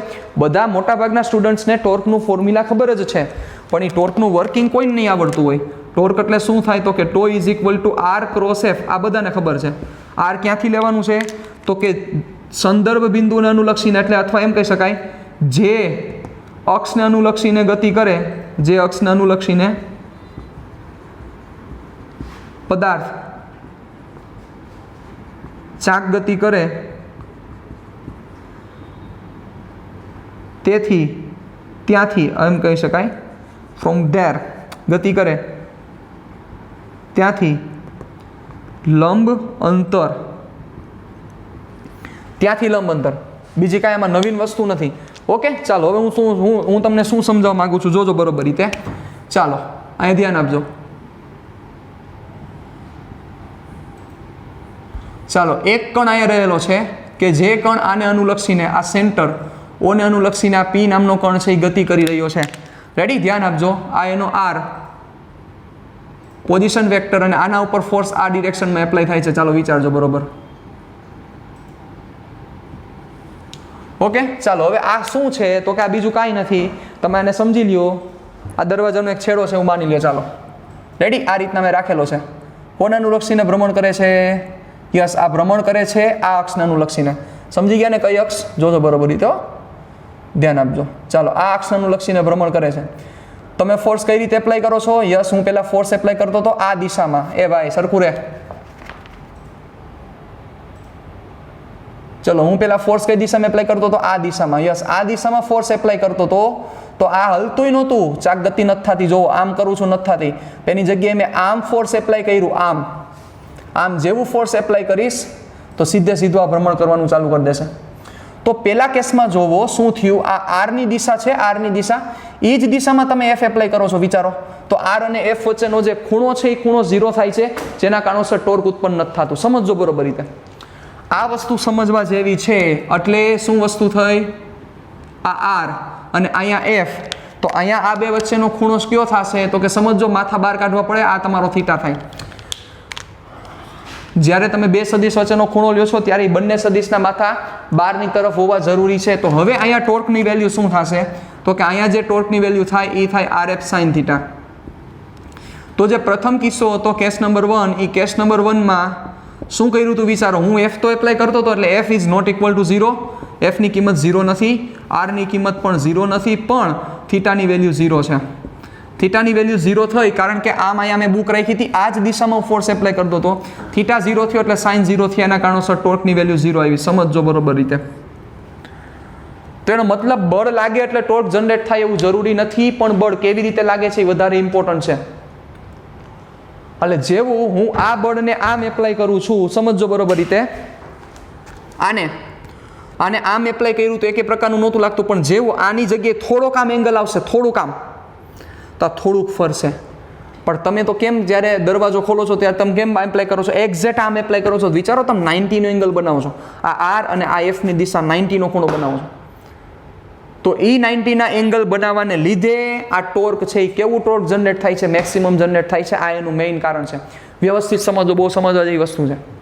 એટલે ટોર્ક મેક્સિમમ છે. એટલે જોજો તમે સીધું આમ એપ્લાય કરશો. બીજો જે અગત્યનો ભાગ છે એ કયો છે, એમાં આર એટલે કે જે અક્ષનું લક્ષીને ગતિ કરતો હોય ત્યાંથી એનું લંબ અંતર. એક સિમ્પલ સમજવા જેવી વસ્તુ છે, ધ્યાન રાખજો બરોબર. અહીંથી આ છે અહીંયા બરોબર. તમે જોજો દરવાજો ખોલવાનું છે એ ખોલવાનું અહીંયા હશે, આ જગ્યાએ હશે. એ અહીંયા નથી હોતું. શું કામ, તો કે શું ડિઝાઇન સારી નથી લાગતી એટલે દરવાજો જે ખોલવાનું હોય ને આમ આપણે પકડી ન ખોલતા હોય, હેન્ડલ કહીએ આપણે, તો હેન્ડલ અહીંયા ન હોય, હેન્ડલ અહીંયા હોય. હવે શું કામ સેન્ટર હેન્ડલ ન રાખે, શું કામ આપણે કંઈક ડિઝાઇન ખરાબ લાગે એટલે નહીં. એનું મેઇન કારણ છે અહીંયા હેન્ડલ રાખે તો તમે અહીંથી ખેંચો તો આ આર વધારે થાય એટલે ટોર્ક વધારે જનરેટ થાય, અને ટોર્ક વધારે જનરેટ થાય તો ઝડપથી આ ગતિ કરે. પણ એ હેન્ડલ અહીંયા હોય તો અહીંથી ખેંચવામાં તમને પ્રોબ્લેમ વધારે થાય, તમારે વધારે ફોર્સ એપ્લાય કરવું પડે. અહીંથી ખેંચો, શું કામ, તો કે આર ઘટી ગયો એટલે આર ઘટી ગયો એટલે જે ટોર્ક જોઈએ છે એટલું ટોર્ક જોઈએ જ છે. પણ આ કેસમાં આર વધારે હતો તો એફ ઓછો દો તો ચાલે, પણ આ કેસમાં આર ઘટી ગયો તો તમારે એફ વધારે દેવો પડે. એ પ્રમાણે આખું આ વર્કિંગ થશે. ખાસ મગજમાં રાખજો, બહુ ઇઝી વસ્તુ છે. સમજ્યા મારી વાત બરોબર રીતે? એટલે આપણે એમ કહી શકીએ કે એફ કોસ થીટા વાળો જે કોમ્પોનન્ટ છે એ કચરો છે. કચરો શું છે? કચરો. અને એફનો આ દિશાનો ઘટક લ્યો એટલે એફ કોસ થીટા વાળો છે એ કોઈ દી ટોર્ક જનરેટ નથી કરી શકતો, કારણ કે એફ કોસ થીટા અને આર વચ્ચેનો ખૂણો કેટલાનો છે? 0. પણ કયો ઘટક જવાબદાર છે? એક જ ઘટક જવાબદાર છે, એ છે એફ સાઇન થીટા. એટલે એફ સાઇન થીટા છે એ ટોર્ક જનરેટ કરવા માટે જવાબદાર છે. આ સમજવા જેવી વસ્તુ છે. ચાલો હવે આના પછીનું ટોર્કનું અગત્યનું જે સૂત્ર છે, ચલો જોજો બરોબર રીતે. આને બેકવર્ડ ડાયરેક્શનમાં હું ખેંચી લઉં તો અહીંથી એક લંબ અંતર મારે લેવું છે. ચાલો આ લંબ અંતર આપણે આને પી નામ આપી દઈએ, આને ક્યુ નામ આપી દઈએ. આ થીટા છે, આ થીટા થશે, અભિકોણની જોડ બનશે. તો આના પછીનું જે અગત્યનું સૂત્ર ટોર્કનું બને, ધ્યાન રાખજો. ટો ઇઝ ઇક્વલ ટુ એફ ગુણ્યા સંદર્ભ બિંદુથી કાર્યરેખાનું લંબ અંતર, સંદર્ભ બિંદુથી કાર્યરેખાનું લંબ અંતર. ઓકે, સંદર્ભ બિંદુથી કાર્યરેખાનું લંબ અંતર એટલે આ OQ થયો, એટલે આવું લખી શકાય F ઇન્ટુ OQ, જેને બળની ચાક માત્રા કહેવાશે. શું કહેવાશે? બળની ચાક માત્રા. એટલે બળની વર્તુળ ગતિ માટેની અસરકારકતા, અને બીજા શબ્દોમાં આમ પણ બોલી શકાય. ચાલો સમજો હવે આ વસ્તુ શું સૂચવે છે. સિમ્પલ છે, સમજવા જેવી વાત છે. જો આ ફોર્સ આમ લાગતો હશે, એની જગ્યાએ ફોર્સ આમ લાગતો હોય તો આવું થયું. જોજો બરોબર રીતે, બહુ ઇઝી વસ્તુ છે. તમે જરાય મૂંઝાવમાં, આમાં કોઈ નવીન વસ્તુ જ નથી કાંઈ. તમને જમાવટ આવશે. જુઓ આ બિંદુ છે, સપોઝ આ બિંદુને અનુલક્ષીને આ બિંદુ છે વર્તુળાકાર ગતિ કરતો હોય, એના ઉપર ફોર્સ આ ડિરેક્શનમાં એપ્લાય થાય છે. વિચારો તો મગજ આખવા કોઈ દી એમ ફરી શકે? ન ફરી શકે. શું કામ ન ફરી શકે? વિચારો જોઈએ. આ એની બળની કાર્યરેખા, જુઓ આ એની બળની કાર્યરેખા. તો બળની કાર્યરેખાનું ઉગમ બિંદુથી લંબ અંતર થાય જ નહીં, લંબ અંતર 0 છે. લંબ અંતર 0 થયું એટલે ટોર્ક અહીંયા 0 જ થાય. સમજી શકો છો તમે. બીજી વસ્તુ, એક વસ્તુ હજી એક આપણે યાદ કરી લઈએ, ટોર્ક ક્યારે ધન લેશું ને ટોર્ક ક્યારે ઋણ લેશું. ચાલો એક સિમ્પલ વેથી એક વસ્તુ સમજો, મારે તમને સમજાવવું છે. ચાલો આ બધી માથાકૂટ ભૂલી જાઓ, આ બધું ભૂલી જાઓ. ચાલો બહુ સિમ્પલ વસ્તુ છે, ધ્યાન દેજો બરોબર. આને ઉડાડ નાખું, કારણ કે હવે જે સમજવું છે એ આપણે બહુ પ્રેક્ટિકલી ડિસ્કશન કરવાની છે. ચાલો જોજો, અહીંયા એક પદાર્થ રહેલો છે P, એટલે પદાર્થ એમ કહી શકાય, આખો પદાર્થ છે, એનો છેલ્લો કણ અહીંયા છે. ચલો આ એનો R છે અને આના ઉપર ફોર્સ આ ડિરેક્શનમાં એપ્લાય થાય છે, આ F ની ડિરેક્શન. રેડી? ચાલો હવે એ પદાર્થ, આ જે કણ છે એ આ બિંદુને અનુલક્ષીને ગતિ કરે છે. સિમ્પલ જોજો. હવે મારે એ કહેવું છે કે આમાં ટોર્કની ડિરેક્શન કઈ થશે. તો ટોર્કની ડિરેક્શન માટે સૌથી પહેલા એ જોવો, ટોર્કની દિશા R ક્રોસ F ની દિશામાં હોય. ઓકે, એટલે તમારે સ્ક્રૂ કઈ રીતે મૂકવાનો થશે? R અને F થી બનતા સમતલને લંબ સ્ક્રૂ મૂકો. ચલો આ R જોજો બરોબર રીતે, આ R, આ F, R થી R અને F થી બનતા સમતલને લંબ screw, R cross F, R થી F ને સ્ક્રૂ ફેરવો. એન્ટી ક્લોક એટલે બહાર નીકળે એટલે ટોર્કની દિશા બહારની તરફ થઈ. Yes no? કઈ દિશા થઈ? બહારની તરફ. જોજો સમજો ફરીથી, R ની દિશા છે, F ની દિશા છે, લંબ સ્ક્રૂ મૂકો, R થી F ફેરવો, તો ટોર્કની દિશા કઈ બાજુ થઈ? તો કે બહારની તરફ. કારણ કે એ અક્ષને અનુલક્ષીને શું કરે છે? ભ્રમણ કરે છે નહીં, પણ એ અક્ષને અનુલક્ષીને એના ઉપર ટોર્ક લાગે છે. કારણ કે એની ભ્રમણાક્ષ ઓમેગાની દિશા કઈ થઈ? X, Y, અને પેલો જવાબ આપો તો મને, કે આ બિંદુને અનુલક્ષીને આ જે F છે, સમજો બરોબર મારી વાત, આ બિંદુને અનુલક્ષીને આ જે F છે, આ F, આ P ને કઈ બાજુ રોટેશન કરાવે? વિચારો તો, આ P ને કઈ બાજુ રોટેશન કરાવે? આ બિંદુને પકડી લ્યો. આ F છે, આ P ને કઈ બાજુ રોટેશન કરાવે? આ બાજુ. સિમ્પલ, આ બાજુ કરાવે એટલે કેવું ટોર્ક થયું? Anti clockwise. Anti clockwise torque થાય એનો મતલબ શું થશે? એન્ટી ક્લોકવાઇઝ ટોર્ક, એનો મીનિંગ કે ટોર્કને પોઝિટિવ લેવાનો છે. હવે એ વસ્તુને અહીંયાથી સમજો જોઈએ તો કે અહીંથી તમામ સ્ક્રૂ રાખી દો, R થી F ફેરવો, R થી F ફેરવો કઈ બાજુ નીકળશે? બહારની તરફ. R થી F ફેરવો બહારની તરફ નીકળે છે એનો મતલબ શું થયો? R થી F તમે રોટેશન કરો, બહારની તરફ નીકળે છે એનો મતલબ ટોર્ક ધન છે. તેની જગ્યાએ અંદરની તરફ જાતો હોત તો ટોર્ક કેવું લેવું પડે? ઋણ લેવું પડે. એટલે ખાસ વસ્તુ મગજમાં તમે ક્લિયર કરીને રાખજો કે એન્ટી ક્લોકવાઇઝ ડિરેક્શનનું જે ટોર્ક છે, આ એન્ટી ક્લોકવાઇઝ ડિરેક્શનનું ટોર્ક, તો આ ટોર્કને તમારે લેવાનું છે ધન, આ ટો તમારે કન્સિડર કરવાનો થશે પોઝિટિવ. પણ જો ક્લોકવાઇઝ ડિરેક્શનનું ટોર્ક આવે તો તમારે ટોર્ક લેવાનું થશે નેગેટિવ. ચાલો હમણાં ખબર પડશે, બધી વસ્તુ તમને સમજાવું છું, પરફેક્ટ ક્લિયર થાય એના માટે. ચાલો જોજો, એ ધ્યાન દેજો, પછી તમારા બધા સમ તમે ક્લિયર કરી શકશો. જોજો હવે સમજો, મારે હજી લંબ અંતર ઉપર પણ એક ડિટેલમાં ડિસ્કશન કરવી છે. અહીંયા લંબ અંતર 0 થતું હતું. ચાલો જોવો, અહીં ધ્યાન રાખજો, આ એક પોઈન્ટ છે અને આ જગ્યાએ ફોર્સ આ રીતે લાગે છે. ચાલો તો સૌથી પહેલા મને એ કહો, આ પોઈન્ટને અનુલક્ષીને ભ્રમણ કરે છે આ P પોઈન્ટ, તો આ F છે એ F આ P ને કઈ રીતના રોટેશન કરાવશે? પહેલા એ વિચારી ગયો. ચાલો વિચારો, F આમ લાગે છે તો રોટેશન કેમ કરાવશે આમ. આને અનુલક્ષીને આ P ઉપર ફોર્સ આમ લાગે છે તો રોટેશન કેમ કરાવે? ચાક ગતિ કરાવશે ને, ટોર્ક ઉત્પન્ન થશે. તો આ રોટેશન કઈ રીતે કરાવશે? F આ બાજુ લાગે છે એટલે આમ ફોર્સ એપ્લાય થશે, યસ, તો ટોર્ક આમ લાગશે. તો એનો મતલબ એ ટોર્ક કેવું છે? જોવો વિચારો, આ F આમ લાગે છે, ટોર્ક કેવું થયું? ક્લોકવાઇઝ છે, તો ક્લોકવાઇઝ ટોર્ક, એનો મતલબ આનો ટોર્ક તમારે કેવું લેવાનું થશે? ઋણ લેવાનું થશે. સિમ્પલ વસ્તુ છે. કારણ કે આ બિંદુને લક્ષીને આ પોઈન્ટ ઉપર જે ફોર્સ લાગે છે, ફોર્સ આમ લાગે છે, તો ટોર્ક તમારે કેવું થશે? તો કે ઋણ. શું કામ? તો કે ક્લોકવાઇઝ ટોર્ક છે. ચાલો હજી મારે લંબ અંતર લેવાનું થશે, તો લંબ અંતર કેવું લેશો? થોડુંક વિચારો. ચાલો એવું હોય તો વિડીયોને પોઝ કરી દો. પણ લંબ અંતર અહીંયા ખૂબ જ ઇમ્પોર્ટન્ટ છે. તમે લંબ અંતર કેવી રીતે કન્સિડર કરશો કયો? ચાલો તો લંબ અંતર તમારે એવી રીતે કન્સિડર કરવું પડશે. ચાલો જોજો બરોબર રીતે, અહીંથી F ને જોવો, બળની કાર્યરેખા, પહેલા કાર્યરેખા દોરી નાખવાની. હવે કાર્યરેખાથી લંબ અંતર, તો આ લંબ અંતર થાય, તો તમારે આ ફાઇન્ડ કરવું પડે. તો તમને મેં અહીંયા ફોર્સ આપ્યો, તમને સમજાવવું જોઈએ કે મારે અહીંથી પાછળ ખેંચવું પડશે, કારણ કે આ રેખાને સીધી ખેંચી લ્યો તો આ રેખાને ખેંચો તો લંબ અંતર કયું થાય, એ વસ્તુ તમને સમજાવવી જરૂરી છે. ચાલો હજી એક આની આપણે નાનકડી એવી પ્રેક્ટિસ કરીએ, કારણ કે આના ઉપર ઘણી બધી હજી ડિસ્કશન થઈ શકે એમ છે. ચાલો પોઈન્ટ O સમજો, આ રીતે ફોર્સ એપ્લાય થાય છે કોઈ કણ P ઉપર, તો પહેલાં એ કે ટોર્ક ધન લેશો કે ટોર્ક ઋણ લેશો? સિમ્પલ, આને અનુલક્ષીને ગતિ કરે છે, ફોર્સ આ બાજુ એપ્લાય થાય છે તો શું થશે? આમ ગતિ કરશે. વિચારો, ગતિ આમ, તો આ ટોર્ક કેવું છે? એન્ટી ક્લોકવાઇઝ ટોર્ક છે. એન્ટી ક્લોકવાઇઝ ટોર્ક એટલે ટોર્ક તમારે કમ્પલસરી કેવું લેવું પડશે? પોઝિટિવ. બરોબર ને? હાલો હવે લંબ અંતર લેવાનું છે. લંબ અંતર બોલો. લંબ અંતર માટે શું થશે તો કે સિમ્પલ લંબ અંતર માટે આને હું આગળ ખેંચી લઉં. હાલો ખેંચી લીધા. લંબ અંતર આ જે બળ છે એની કાર્યરેખા અહીંયાથી લંબ અંતર એટલે આ સમજાવવું જોઈએ કે તમારે આગળ ખેંચવું પડે. ખાસ વસ્તુ મગજમાં રાખજો. રેડી? ચાલો ડન. હાલો હજી જોજો બરોબર રીતે હજી એકવાર એક નાનકડી આપણે સમજીએ. ચાલો બળ આ રીતે લાગે છે. ચાલો આમ બળ લાગે છે આ કણ ઉપર, તો આને અનુલક્ષીના કઈ રીતે ભ્રમણ કરશે વિચારો. આને અનુલક્ષીના ભ્રમણ કેમ કરશે? કરે આમ. સિમ્પલ છે. આને અનુલક્ષીને ભ્રમણ આમ કરશે તો કેવી દિશા થઈ? ક્લોકવાઇઝ ડિરેક્શન થઈ. ક્લોકવાઇઝ ડિરેક્શન થશે એનો મતલબ શું થશે? ટોર્ક તમારે લેવો પડશે નેગેટિવ લેવું પડશે. લંબંતર ક્યુ થાય જોતા જ ખબર પડી જાય. લંબંતર આ દેખાય છે જોવો, એટલે અહીંથી તમારે શું કરવું પડશે ને પાછળ ખેંચવું પડશે. પણ હવે સમજો બરોબર રીતે, ધ્યાન આપજો. જોજો અહીંયા એક કણ છે, ફોર્સ આ ડિરેક્શનમાં એપ્લાય થાય છે. ચાલો આ ડિરેક્શનમાં એફ એપ્લાય થાય છે. તો હવે આ પોઈન્ટ ઉપર જે ફોર્સ છે આ ડિરેક્શનમાં એપ્લાય થાય છે, તો વિચારો આ પી છે એ ભ્રમણ કરી શકશે? ખબર પડે, જોતા જ ખબર પડે છે કે આ પી ભ્રમણ ન કરી શકે, કારણ કે એફ આમ લાગે છે. એનો મતલબ શું થાય? આનું ટોર્ક ઝીરો થાય. થવું જોઈએ કે નહીં ઝીરો ટોર્ક? તો ટોર્ક ઝીરો શું કામ થાય? સિમ્પલ લોજિક આખો. તો આ બંને વચ્ચેનું લંબંતર ઝીરો છે. જોવો આ બળની કાર્યરેખા અને ઉગમ બિંદુથી લંબંતર. લંબંતર એટલે 90નો એંગલ બનવો જોઈએ, આ એંગલ નથી બનતો. જોવો તો આ ટોર્ક ઝીરો થશે. સિમ્પલ વાત છે. રેડી? ડન. ઓકે ચાલો.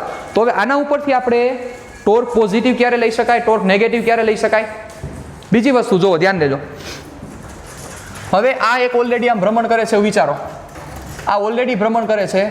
આનો તમારે ઓમેગા વધારવો હશે, ઓમેગા વધારવો હોય તો તમારે એફ આમ એપ્લાય કરવું પડશે, તો તમારે એન્ટી ક્લોકવાઇઝ ટોર્ક દેવું પડશે. વિચારો આમ ભ્રમણ કરે છે, આનો ઓમેગા વધારવો છે તો એન્ટી ક્લોકવાઇઝ તમારે ટોર્ક દેવું પડશે.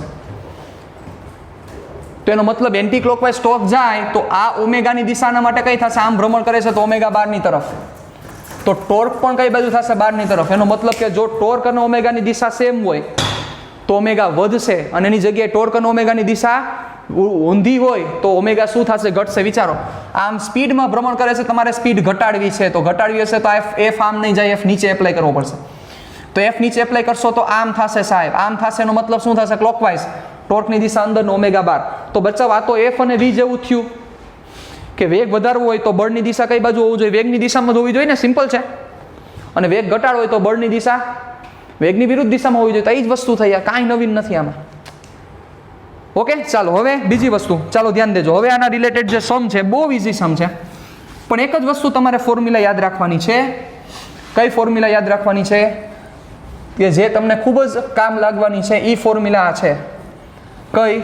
તો કે ટોર્કનું ફોર્મ્યુલા બળ એને ગુણ્યા સંદર્ભ બિંદુથી કાર્યરેખાનું લંબંતર. સંદર્ભ બિંદુ ખૂબ જ અગત્યનું છે, કારણ કે કોને અનુલક્ષીને ભ્રમણ કરે છે એ બહુ જ ઇમ્પોર્ટન્ટ છે. ધ્યાન રાખજો. ચાલો હવે ખાસ આપણે ડિસ્કશનને આગળ વધારીએ. જોજો બરોબર રીતે.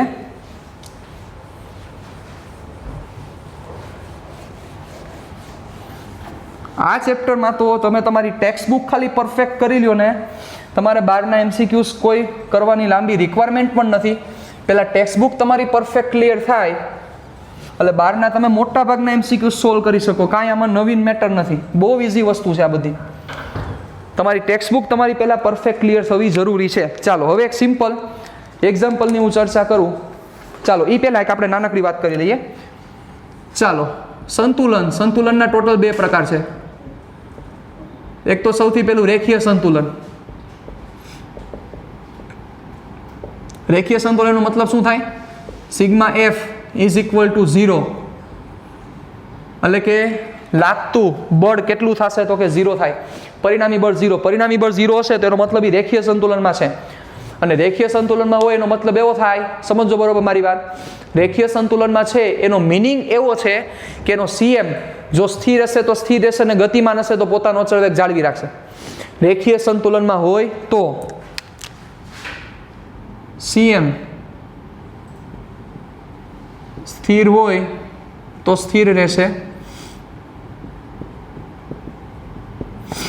સ્થિર હોય તો સ્થિર રહેશે, બાકી અચળ વેગ જાળવી રાખે.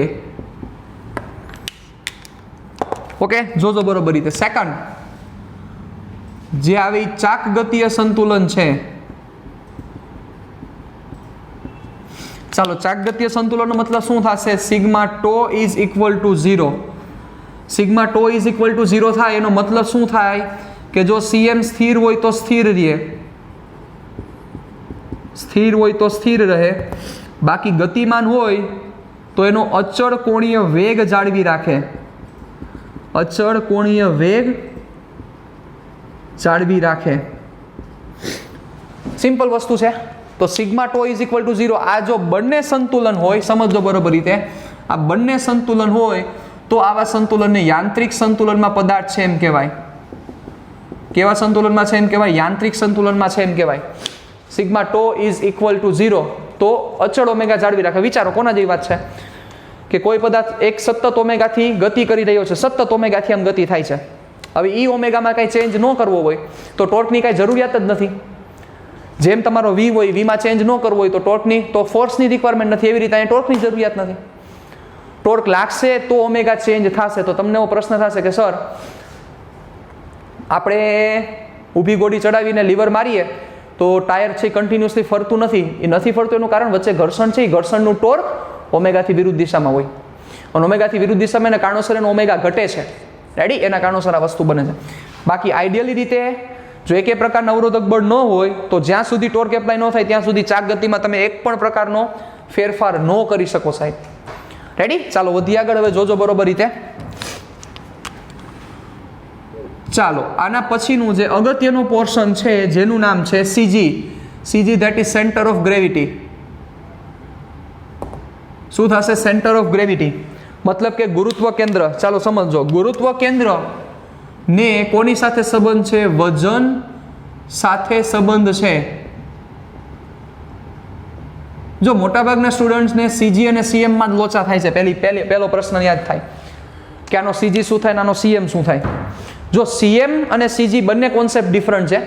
સીએમ એટલે કે એને દળ સાથે સંબંધિત છે, દળ પર આધારિત છે, પણ સીજીને વજન સાથે સંબંધ છે. તમને એમ થાય કે સર દળને વજનમાં ફેર છે ને બચ્ચા? જી આવે. એટલે ગુરુત્વ પ્રવેગ પર આધારિત છે.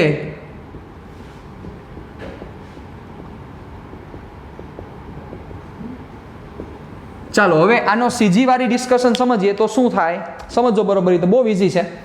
નાના તો અત્યારે આપણે બહુ ધંધા કર્યા. ચાલો સમજો, આ કોઈ એક પદાર્થ છે, આ કોઈ એક તંત્ર છે. આ તંત્રને તમે જુદા જુદા બિંદુએથી મૂકતા જાઓ. અહીંથી મૂકી દો, પડી જશે, મૂકી દો, પડી જશે, પડી જશે. એક એવું પોઈન્ટ તમે લ્યો કે જે પોઈન્ટે આ તંત્ર સંતુલનમાં રહી શકે. જો થોડુંક રહ્યું, કેટલાકને મસ્ત આવડતું હોય. એ એક જ પોઈન્ટ, અહીંયા પોઈન્ટ નથી, આ સરફેસ આવે છે, પણ આપણે વિચારીએ કે એ પોઈન્ટે એ એક્ઝેક્ટની આમ ઇક્વિલિબ્રિયમમાં રહીએ છે. તો એ જે બિંદુ છે કે જે બિંદુથી વજનનું વિતરણ અંતર સાથે, વજનનું વિતરણ અંતર સાથે બધી દિશામાં સમાન હોય તો આ પદાર્થ જે સંતુલનમાં છે, કેવા સંતુલનમાં છે? યાંત્રિક સંતુલનમાં છે. તો એ જે બિંદુ છે કે જે બિંદુથી આ બધી વસ્તુ થઈ શકે છે, આ પદાર્થ એમને રહી શકે, તો એનો મતલબ એ બિંદુને એનું સીજી કહેવાય. આ એનો સીજી થયો. ખાસ સમજો બરોબર રીતે. આ એનો સીજી છે, સેન્ટર ઓફ ગ્રેવિટી છે. શું કામ? શું થયું વિચારો. એ જ વસ્તુ તમને અહીંયા રિપ્રેઝન્ટ કરું તો શું થાય? કઈ રીતે યાંત્રિક સંતુલનમાં રહીએ છે? આ એ પદાર્થ છે, આ એનો આ પોઈન્ટ છે કે જે પોઈન્ટથી એને આપણે પિવોટેડ કરેલો છે. તો વિચારો, સમજો બરોબર રીતે. અહીંથી આ બાજુના બધા દળ એને આ બાજુ ખેંચતા હશે, આ બાજુના હશે આ બાજુ ખેંચતા હશે. વિચારો, એનો મતલબ કે અહીંયા M1G, M2G, M3G, અહીંયા MNG, એમ આ બાજુના દળ, આ બાજુના દળ. હવે સમજો, આ સંદર્ભ બિંદુ છે. આ બિંદુથી આ બધાય છે ને આમ ટોર્ક જનરેટ કરતા હશે. વિચારો, આ કે ના? શું કામ? ફોર્સ કઈ બાજુ લાગે છે? આ બાજુ લાગે છે. આ બિંદુથી વિચારો તો આ બધા ફોર્સ એને આમ ખેંચતા હશે, એટલે કે આ ટોર્ક બધા આમ લાગતા હશે એન્ટી ક્લોકવાઇઝ, અને આ બાજુના ટોર્ક આમ લાગતા હશે. હવે સમજો, આ આમ જે ટોર્ક લાગે છે અને આમ જે ટોર્ક લાગે છે, એ બંને ટોર્કની વેલ્યુ સેમ થાય તો જ ટો નેટ 0 થાય. અને ટો નેટ 0 થાય તો જ મતલબ કે ટોર્ક 0 છે એનો મતલબ કેવા સંતુલનમાં રહી શકે? ચાક ગતિય સંતુલનમાં રહી શકે. સમજો, બહુ સિમ્પલ વસ્તુ છે આખી આખી. તો એનો મતલબ કે એ ચાક ગતિય સંતુલનમાં છે અને સાથે સાથે નેટ ફોર્સ 0 થાય છે. ચાલો, કારણ કે નેટ ફોર્સ તમને 0 થતો તો એ દેખાતું હતું. તો નેટ ફોર્સ 0 એટલે થાય આખે આખું આ પોઈન્ટ ઉપર નીચે તરફ ફોર્સ એપ્લાય કરે તો પોઈન્ટ આના ઉપર ઉપરની તરફ ફોર્સ એપ્લાય કરે, ક્યુ બળ તો કે લંબ બળ. ઓકે, તમે સમજી શકો છો. તો જ આ 0 થાય, બાકી 0 થવાની કોઈ શક્યતા નથી. વિચારો, આમ છે એ આમ રે છે. ચાલો વિચારો, આ આખું આનું દળ તો નીચે તરફ લાગતું હશે, તેમ છતાં અહીંયા સ્થિર છે. શું કામ? તો કે ઉપરની તરફ ફોર્સ લાગે છે. તો ઉપરની તરફ ફોર્સ ક્યુ થયું? સંપર્ક ને એ હરકું રે, હા સંપર્ક.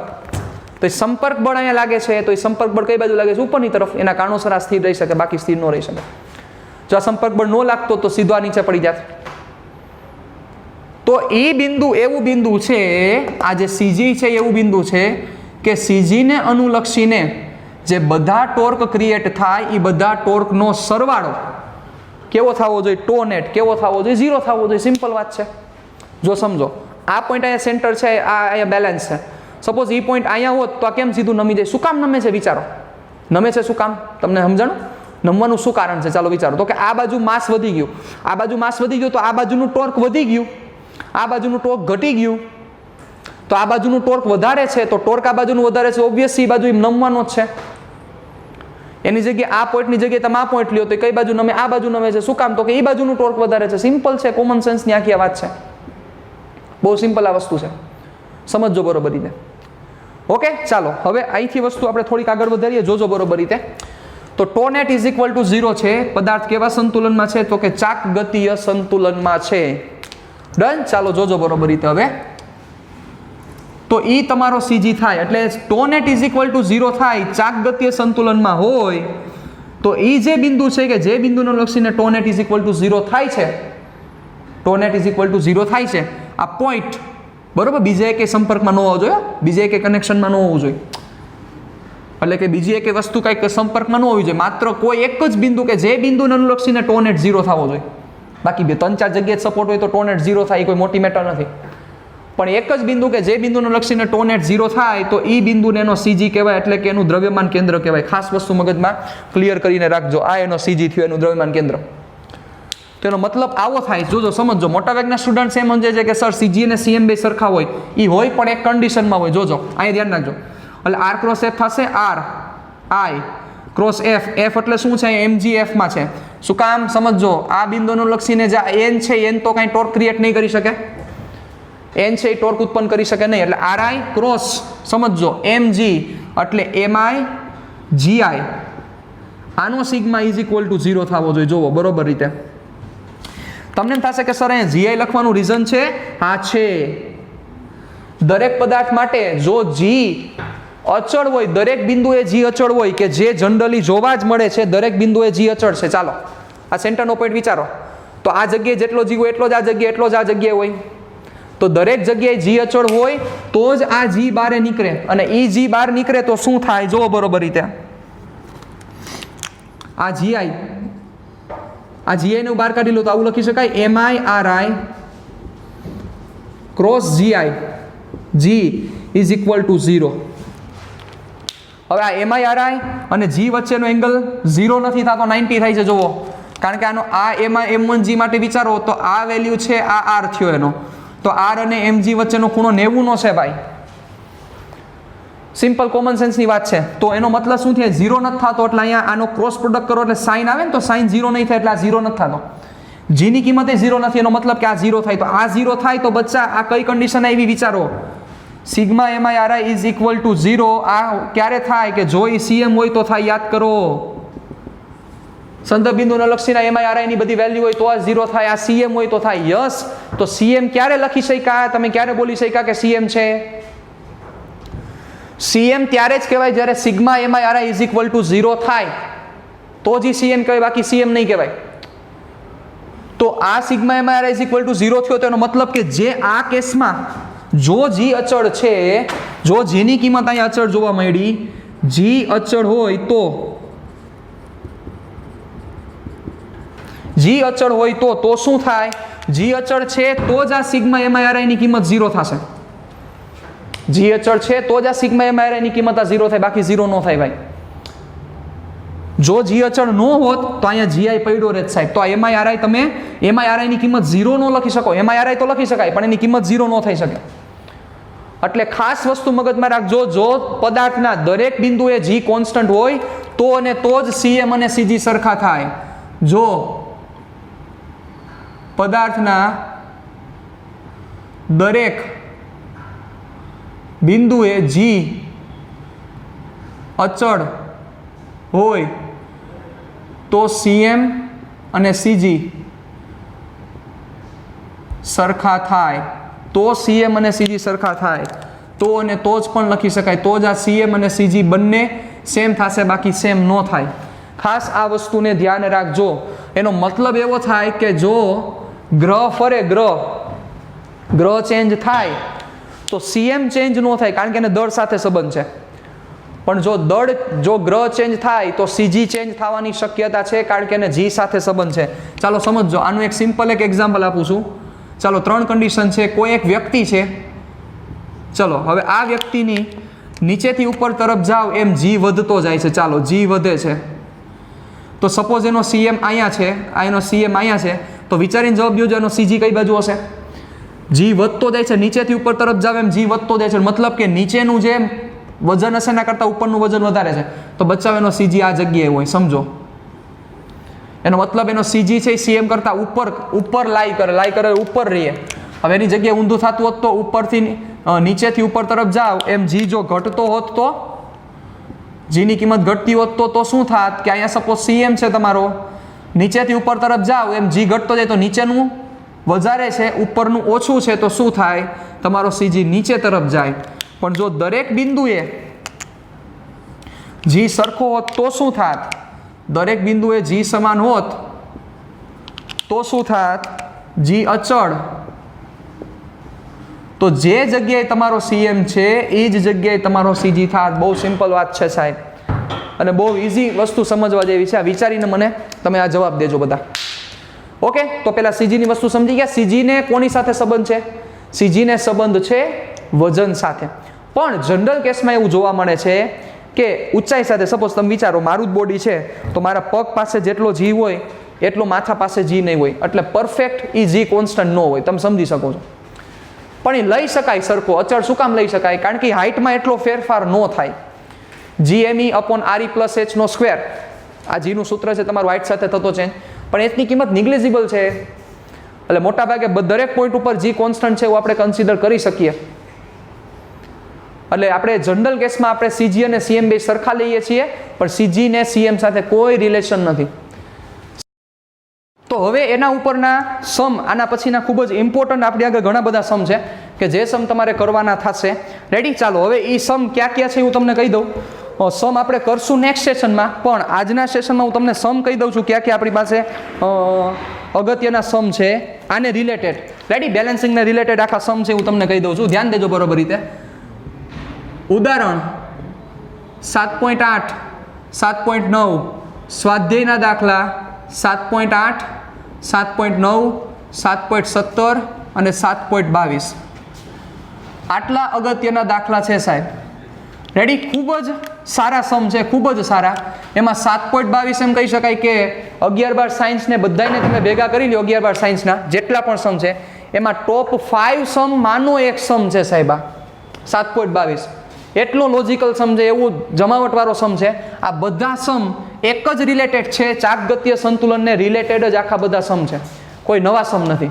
ઓકે, ચાલો તો હવે આગળ વધીએ આપણે. ધ્યાન દેજો. ડિસ્કશન કરતા પહેલા હજી એક આપણે નાનકડી ચર્ચા કરી લઈએ. ઉચ્ચાલન. ચાલો, ઉચ્ચાલન એક શું છે તો કે ઉચ્ચાલન છે એ દળ રહિત સળિયો છે. કેવો સળિયો છે તો કે દળ રહિત સળિયો. ચાલો, દળ રહિત સળિયો છે, એનું વર્કિંગ કેવી રીતે છે ચાલો સાંભળજો બરોબર રીતે. આ સળિયો દળ રહિત સળિયો, ચાલો એને એક સેન્ટરના પોઈન્ટથી શું કરેલો છે, એક જગ્યાએથી પિવોટેડ કરેલો છે. આને કિલકિત કરેલો કહેવાય કે જેને અનુલક્ષીને આ સળિયો અપ એન્ડ ડાઉન મોશન કરી શકે. આ પોઈન્ટ હલશે નહીં. રેડી? આને અનુલક્ષીને અપ એન્ડ ડાઉન કરી શકે.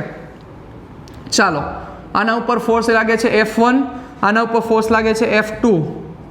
ચાલો, F1 ને F2 કઈ બાજુ છે તો કે નીચેની તરફ છે. ચાલો હવે સમજો બરોબર લંબબળ કઈ રીતે લાગશે, ધ્યાન રાખજો. લંબબળ કેવી રીતે લાગશે તો કે F1 અને F2 નીચે તરફ લાગે છે, અહીંયા સેન્ટરથી પિવોટેડ છે તો આનું લંબબળ કઈ બાજુ લાગતું હશે? લંબબળ આનું ઉપરની તરફ લાગે સાહેબ, એટલે આનું લંબબળ જશે કઈ બાજુ તો કે ઉપરની તરફ, આ n ની દિશા. શું કામ તો કે આ સળિયો છે એ સળિયો યાંત્રિક સંતુલનમાં છે. સળિયો કેવા સંતુલનમાં છે? યાંત્રિક સંતુલનમાં છે.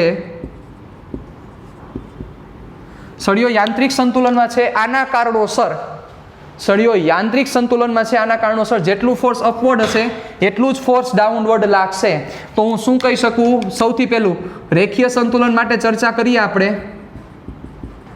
કયા સંતુલન માટે? રેખીય સંતુલન માટે જો ચર્ચા કરીએ તો જેટલું ફોર્સ અપવર્ડ એટલે n, એટલું જ ફોર્સ ડાઉનવર્ડ એટલે F1 પ્લસ F2. રેડી? એટલે n is equal to F1 plus F2, તમારું કામ પૂરું. ચાલો, હવે આમાં જે મૂળ મુદ્દો છે એ મુદ્દો છે ચાકગતીય સંતુલન. ચાકગતીય સંતુલન સમજવું બહુ જરૂરી છે, બહુ સમજવા જેવી વસ્તુ પણ છે. ચાકગતીય સંતુલન. ચાલો, તો ચાકગતીય સંતુલનમાં જો હવે ચર્ચા કરું તો શું થશે? ધ્યાન દેજો મારી વાત બરોબર રીતે. ચલો, તો અહીંથી આ ડિસ્ટન્સને હું d1 કહી દઉં. સંદર્ભ બિંદુ મેં આ લીધેલું છે અને આ ડિસ્ટન્સને હું કહી દઉં છું d2. ઓકે, ચાલો, ઓલો d1 છે, આ d2 છે. જોજો બરોબર રીતે.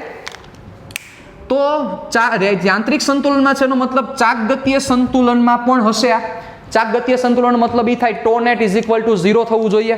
ચાલો, હવે ટો અહીંયા કેટલું ઉત્પન્ન થશે, ટો નેટ કેટલું થશે એ આપણે ફાઇન્ડ કરીએ. ચાલો, સંદર્ભ બિંદુ આ છે, તો આને અનુલક્ષીને આ સળિયા ઉપર કેટલા ફોર્સ લાગે છે? 3 ફોર્સ, F1, F2 અને n. આ 3 ફોર્સ સળિયા ઉપર લાગે છે. એક n લાગે છે, એક F1 લાગે છે અને એક F2 લાગે છે. ચાલો, જોજો બરોબર રીતે. હવે અહીંયા ધ્યાન આપો, તો આ n છે, n શું ટોર્ક જનરેટ કરી શકે? જવાબ છે ના, n ટોર્ક જનરેટ ન કરી શકે. શું કારણ છે એનું? એકમાત્ર કારણ છે કારણ કે n થી આ સંદર્ભ બિંદુનું લંબ અંતર, કાર્યરેખાનું લંબ અંતર 0 છે. પણ હવે F1 ટોર્ક જનરેટ કરી શકે ને F2 ટોર્ક જનરેટ કરી શકે. તો આવી રીતે કરવાનું, સાવ સિમ્પલ વસ્તુમાં સમજો. કઈ રીતે તમે કરશો તો કે પહેલું વર્કિંગ તમારો ઈ થશે, સંદર્ભ બિંદુને અનુલક્ષીને F1 નું ટોર્ક તમારે જોઈએ છે. તો સિમ્પલ, જ્યારે તમે F1 નું ટોર્ક લેશો ત્યારે આ n અને F2 ને તમારે ભૂલી જવાના છે.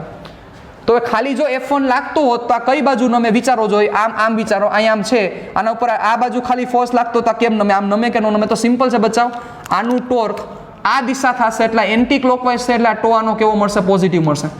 એવી જ રીતે આ F2 નું ટોર્ક કેવું થાય તો કે F2 આ બાજુ એપ્લાય કરે એટલે આનો ટોર્ક કેવો થશે તો કે માઇનસ થશે. તો સિમ્પલ છે કે ટો નેટ ઇઝ ઇક્વલ ટુ 0 છે. એટલે કે ચાકગતીય સંતુલનની જો હું ચર્ચા કરું તો ચાકગતીય સંતુલનમાં જેટલું ટોર્ક પોઝિટિવ એટલું ટોર્ક નેગેટિવ. ટોર્ક પોઝિટિવ એટલે બહારની તરફનું ટોર્ક છે, ટોર્ક નેગેટિવ એટલે અંદરની તરફનું ટોર્ક છે. લાવી વસ્તુ થઈ બચાવ, સમજો. તો જેટલું બહારની તરફ એટલું અંદરની તરફ, તો તમે સીધું બેલેન્સિંગ કરી શકો. બહારની તરફ એટલે F1 ગુણ્યા ડિસ્ટન્સ એટલે d1 ઇઝ ઇક્વલ ટુ અંદરની તરફ એટલે F2 ગુણ્યા ડિસ્ટન્સ d2. ખાસ વસ્તુને વ્યવસ્થિત રીતે મગજમાં રાખજો. F1 d1 is equal two F2 d2. ચાલો જોજો, હવે અહીંથી આપણે આગળ વધીએ તો F1 ના છેદમાં F2 is equal two d2 ના છેદમાં d1. F1 ના છેદમાં F2 is equal two d2 ના છેદમાં d1. ચાલો, હવે આનો મતલબ શું છે? આ જે પોર્શન છે આને શું કહેવામાં આવે છે? આને કહેવામાં આવે છે, એનું નામ છે મિકેનિકલ એડવાન્ટેજ, એટલે કે આને યાંત્રિક લાભ કહેવામાં આવે છે. આ વસ્તુ એટલે ડિસ્કશન કરી, હું થિયરી ઉપર ચર્ચા નથી કરતો કારણ કે આ જ બધી વસ્તુ તમારે આ બધા દાખલામાં જરૂર પડવાની છે સાહેબ. મિકેનિકલ એડવાન્ટેજ એટલે યાંત્રિક લાભ કહેવામાં આવે છે. હવે યાંત્રિક લાભનો મતલબ બીજા શબ્દોમાં શું થાય તો કે સમજો, આ F1 ને ભાર કહેવામાં આવે, આ d1 ને ભાર ભુજા નામ દેવામાં આવે છે, આ F2 ને પ્રયાસ કહેવામાં આવે છે, આને શું કહેવામાં આવે છે તો કે પ્રયાસ ભુજા નામ દેવામાં આવે છે. એટલે મિકેનિકલ એડવાન્ટેજ નું જો ફોર્મ્યુલા વિચારીએ તો શું થાય? Mechanical advantage is equal to F1 by F2 એટલે ભાર ના છેદમાં પ્રયાસ. તો જેટલો ઓછો પ્રયાસ કરવો પડે એટલો એડવાન્ટેજ વધારે મળશે. ક્યાં આનું વર્કિંગ જોવા મળે છે? તમે કઈ કઈ જગ્યાએ ઉચ્ચાલન જોવો છો? સૌથી પહેલો વિચારો ચીચવો, સમજો બરોબર રીતે. ચાલો, ચીચવો છે એ શું છે? શીશો કહેવાય ઇંગ્લિશમાં. હવે અહીંયા સેન્ટરથી પિવોટેડ હોય, હવે શું થાય? એક બાજુ વ્યક્તિ બેસશે, એવડા જ દળવાળી વ્યક્તિ બીજી બાજુ બેસવી જોઈએ. વિચારો, એટલે શું થાય? આ ડાઉન જાય તો આ અપ જાય, આ ડાઉન જાય તો આ અપ જાય. આ વસ્તુ તમે જોવો છો કે નથી જોતા? બંને બાજુ દળ સરખા હોવા જોઈએ. હવે એક બાજુ હું બેહી ગયો અને એક બાજુ એક નાનકડું દળવાળો વ્યક્તિ બેઠો હોય, એક બાજુ હું બેઠો ને એક બાજુ ભાવિન સાહેબ બેઠો, ભેગું ન થાય. સમજો છો તમે? તો શું થાય, મારી બાજુ નમેલું જ રહેશે. શું કામ? તો કે મારું ટોર્ક વધારે થાય. આ ચીચવો કે જે જગ્યાએ આ પોઈન્ટને અનુલક્ષીને અપડાઉન થાય છે. બીજી વસ્તુ ક્યાં જોવા મળે છે? બીજી વસ્તુ તમને જોવા મળે છે, સાંભળજો, કે યસ, પંચર કરતો વ્યક્તિ હોય, પંચર કરે ત્યારે આ વસ્તુ આખું વર્કિંગ થાય છે. વિચારો, પંચર કરે ત્યારે કે ઓલું એનું પાનું હોય, પાનું અંદર ઘાલે, પાનું અંદર નાખશે, ત્યાંથી આમ કરશે, જોજો, પાનું અંદર નાખશે, પછી સીધું આ બાજુ કરશે, તો ત્યાં બેટા એની જે ધાર છે એ ધાર એના માટે આ પિવોટેડ બિંદુ તરીકે વર્તે. એ પિવોટેડ બિંદુ તરીકે વર્તે એટલે સીધું આમ કરે, અહીંથી સીધું રબડ બહાર નીકળી જાય. તમે જોજો, જ્યારે પંચર કરે ત્યારે જોજો, એ આમ સળિયો અંદર નાખશે ને સીધું આ રીતના આમ કરશે. તમે જોવો છો આ વસ્તુ. પછી આરએમસી વાળા જ્યારે એ ઓલી કુંડી ખોલે ત્યારે આ વસ્તુનો યુઝ કરે છે. કુંડી ખોલે ત્યારે સળિયો અંદર નાખશે, અંદર ભરાવશે, પછી અહીંથી આમ કરશે, લાઈનની કોર્નર હોય, કોર્નર એના માટે કિલકિત બિંદુ તરીકે વર્તે, અહીંથી જેવું આમ કરે એટલે સીધો એ ખુલી જાય. તો હવે પ્રશ્ન તમને એ થવો જોઈએ કે શું કામ આ વસ્તુ કરવામાં આવે છે, શું કામ આ વસ્તુ યુઝ કરે છે? એક જ માત્ર એનું કારણ છે, સમજજો બરોબર. એ એક્ઝામ્પલ તમને અહીંયા સમજાવી દઉં. આ એક પથ્થર છે, ગોળાકાર પથ્થર છે. ચાલો, આ પથ્થરને મારે ખસેડવો છે, તો તમે એમ કહેશો કે સર એમાં શું મોટી વાત છે, પથ્થરને ખસેડવો હોય તો અહીંથી ધક્કો મારો એટલે સીધો આયલો જાય. એમ નહીં, એવી રીતે ખસતો નથી, પણ મારે ઇઝી મેથડથી ખસવો છે, ખસાડવો છે, તો હું શું કરું છું? ખસેડવો છે, ખસાડવો નહીં, ખસેડવો. રેડી? તો અહીંયા હું સળિયો ભરાવું છું અને અહીંયા કિલકિત કરેલું બિંદુ રાખું છું. હવે જેવો અહીંથી હું એક ફોર્સ એપ્લાય કરીશ એટલે સીધો આ ઓલી બાજુ ભાગી જશે. કન્ડિશન એપ્લાય છે, અહીંથી આ બેન્ડ થવો ન જોઈએ. રેડી? અને આ અહીંથી ખસવું ન જોઈએ. જેવું અહીંથી કરીશ એટલે સીધો ઓલી બાજુ ટ્રાન્સફર થઈ જશે. કઈ રીતે ટ્રાન્સફર થયો? તમે તો એમને એપ્લાય નહોતા કરી કહો ને, તમે ખાલી થોડુંક બળ એપ્લાય કર્યું તો ઓલી બાજુ વહી ગયું. શું કામ થયો? વિચારો. એ વસ્તુ વર્કિંગ આમ થયું. આ ડિસ્ટન્સ તમે 10 મીટર રાખો છો, આ ડિસ્ટન્સ તમે ખાલી 1 મીટર રાખો છો. સમજો બરોબર. આને ખસેડવા માટે તમારે 100 ન્યૂટનની જરૂરિયાત છે અને તમારા ખીચામાં ખાલી કેટલા ન્યૂટન છે? તો કે 20 ન્યૂટન છે. તમારા ખિસ્સામાં ખાલી 20 ન્યૂટન છે. તમે ખાલી 20 ન્યૂટન જ એપ્લાય કરી શકો એમ છો, પણ આને ખસેડવા 100 ન્યૂટનની જરૂરિયાત છે. તો તમે કોઈ દી એને ઇઝીલી આમ નહીં ખસેડી શકો, પણ આવી રીતે ખસેડી શકાય. જોવો, F1D1 = F2D2, આ પ્રમાણે તમે વર્કિંગ કરો તો વિચારો, આ F1 છે ને F2 છે. F1 કેટલા છે? ખાલી 100 ન્યૂટન. D1 કેટલા છે? તો કે 1. F2 કેટલા છે? એ ગોતવાના છે, કેટલા એપ્લાય કરવા પડશે, ને D2 ની કિંમત કેટલી છે? તો કે 10. તો વિચારો, ખાલી F2 બરાબર 10 ન્યૂટન જ તમારે એપ્લાય કરવા પડશે. તમારી તાકાત 20ની હતી તોય ડાયરેક્ટ ખસેડાતો નહોતો. એની જગ્યાએ ખાલી 10 ન્યૂટન એપ્લાય કરો છો તો આ ખસેડાઈ જાય છે. એટલે કે તમે 10 એપ્લાય કર્યા પણ આઉટપુટ 100નું મળ્યું. જોવો, તો એનો મતલબ કે આ ડિસ્ટન્સ જેમ વધારે મોટું હોય છે એમ તમારો પ્રયાસ ઓછો કરવો પડશે, એમ સામે આઉટપુટ વધારે મળશે. કારણ કે આ ડિસ્ટન્સ જેમ વધારે એમ તમારો પ્રયાસ ઓછો કરવો પડશે, તો અહીં આઉટપુટ પણ તમને વધારે મળશે. એટલે ભારના છેદમાં પ્રયાસ = આમે લખાઈ શકાય, પ્રયાસ ભુજા ના છેદમાં ભાર ભુજા. બહુ સિમ્પલ વસ્તુ છે. તો આ તમારું મિકેનિકલ એડવાન્ટેજ થયું સાહેબ. આ રીતના ચીચવાનો ઉપયોગ થાય તો ચીચવામાં પણ આ જ વસ્તુ તમે કરો છો. હવે આ ચીચવામાં તમે જોયું, અમને લાઈટ થઈ સેન્ટર શું કામ હોય? બંને બાજુ ઇક્વલ માસવાળા બેસી શકે. હવે મગજ આખો કોઈ એક બાજુ જો ખાલી સમજજો. ચાલો, ચીચવામાં અરેન્જમેન્ટ સપોઝ આ રીતની થઈ, અહીંયા કિલકિત કરેલું બિંદુ છે. ઓકે, હવે અહીંયા તમે મને બેહાડી દો. ચાલો, મારું દળ ખૂબ વધારે છે, હેવી બોડી, અને અહીંયા તમે ખાલી ભાવિનસરને બેહાડો તો ભાવિનસરને નહીં, નાના છોકરાને બેહાડો તો એ મને ઉલારી શકે. શું કામ? તો કે આનું બળ, આનું જે વજન અહીંયા લાગે છે એના કરતાં આઉટપુટ ઘણું વધારે મળે છે, તો મને ઉલારી શકવાની તાકાત છે. પણ એ જો સેન્ટરમાં હોય તો ન થાય, કારણ કે સેન્ટરમાં હોય તો D1 ને D2 સેમ થઈ જાય, તો F1 ને F2 સેમ જ થવા જોઈએ.